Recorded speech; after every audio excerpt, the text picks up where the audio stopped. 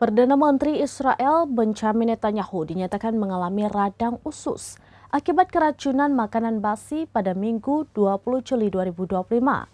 Imbas dari sakit yang dialaminya, Netanyahu juga dipastikan absen dari sidang di Pengadilan Distrik Tel Aviv yang dijadwalkan hari Senin 21 Juli 2025.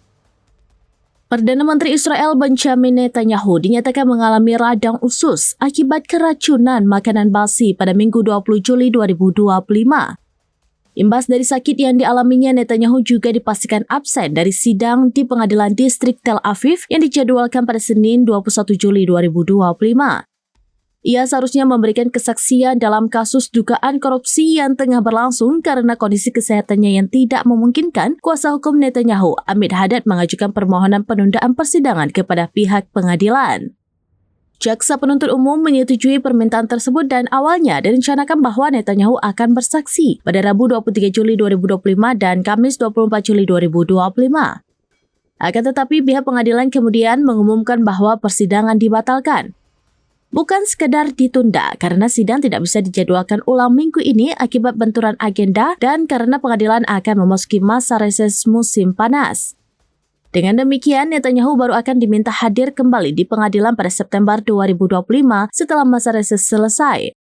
Sebagai informasi, Netanyahu saat ini menjalani proses pengadilan atas dugaan korupsi dan rutin hadir di pengadilan 2 kali dalam sepekan.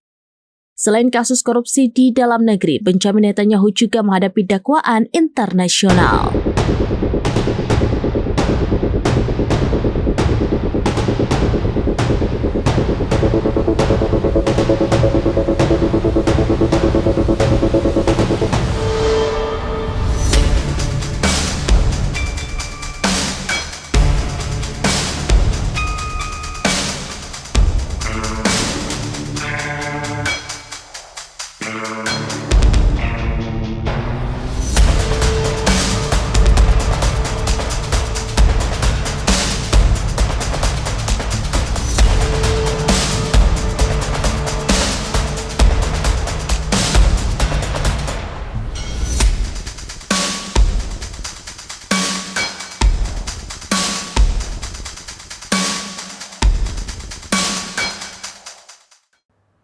Demikian informasi terkini Syedar Alun, saksikan terus beragam informasi lainnya. Coba like dan share seluruh akun serambinews.com.